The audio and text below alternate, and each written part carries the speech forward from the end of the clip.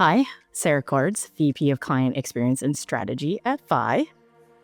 I'm Megan Mucko, Creative Director at Vi. In late 2023, we started talking about a new Vi website. It was long overdue, and we had gone through a lot of brand and technical updates over the last few years that were no longer represented across our site. It was also the same time we were revamping a lot of our brand, which hadn't been revisited in 5+ years. So the timing was really perfect for an entire website overhaul.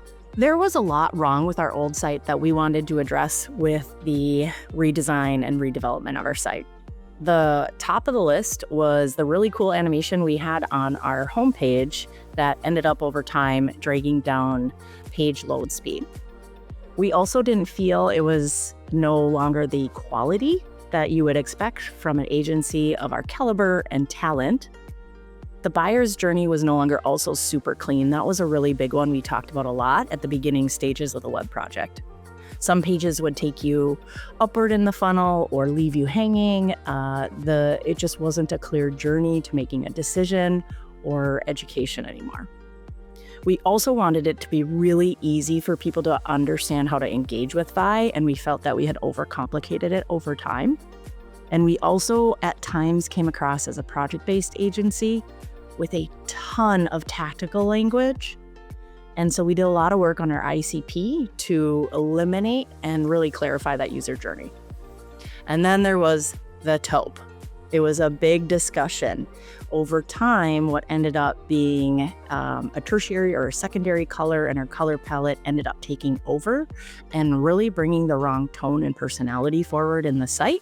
And so the taupe had to go. I know if there was one thing that Sarah wanted to change in the new website, it was the taupe. It was bad. I would say that years of one-off updates had created what I would call a patchwork effect across all of the visuals and even the messaging of our website.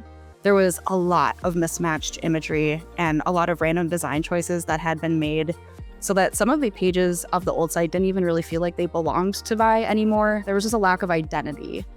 Plus, there was a lot of blank space. I'm sure you can remember that, Sarah. I remember my finger would get tired scrolling down some of our pages. So to expect anyone to get anywhere on our site with that was an impossible ask.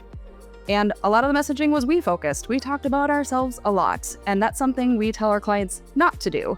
So it was time for us to fix some of that and really recenter on our ICPs. Okay, we had lots of challenges to overcome during the build. About halfway through the project, we realized that we were using the same service language we had been using for years, which we'd already determined was too tactical. But that wasn't really who we were selling to or where our services aligned anymore. And so the website really showed services a la carte, and that's not how our clients actually engage with us. So we went back to the drawing board. The entire sitemap, our copy document, everything essentially had to be redone about halfway through. And I think it's true what they say is we're our own worst enemy when we are working on our own brand. We, during the build, also had to overcome just how we showcase our pricing in a streamlined way. That was really important to us. It's hard to be transparent on the web. And we were also up against, how do we avoid using stock images of people? What can we do in place of that? Because it doesn't really show off who we are as a company. And we wanted to move away from it, but you have to fill that space with something. Then we also were looking to elevate our case study pages to be fewer words, more visuals, and have more hard-hitting data points. But again, how do we present that information in a really fast way without it becoming too little or too much? And the little details take time.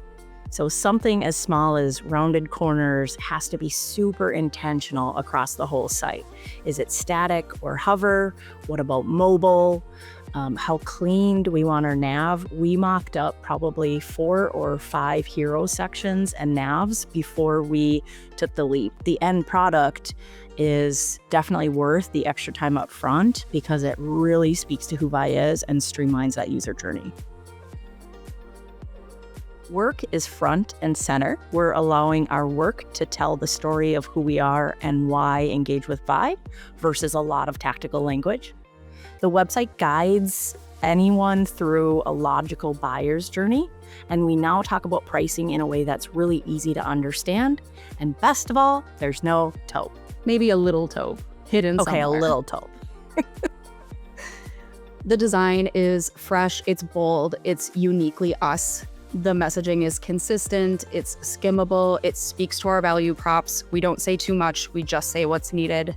And the navigation is super simple, no more super long scrolls for anyone when they're trying to find information, which we love.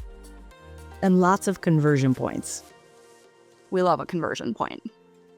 There's always going to be more to do. So we're currently actively working on bringing the rest of our existing case studies into our new template. We would like to bring in some movement, some parallax features into a home hero. And we have a few new modules we want to include that, again, just didn't make it into the original launch, but weren't detrimental to the launch of the new site. We're also going to do basic finessing in phase 2, like refining font sizes. Everything always looks different once it's live. And so padding, font sizes, those are things we're going to continue to tweak.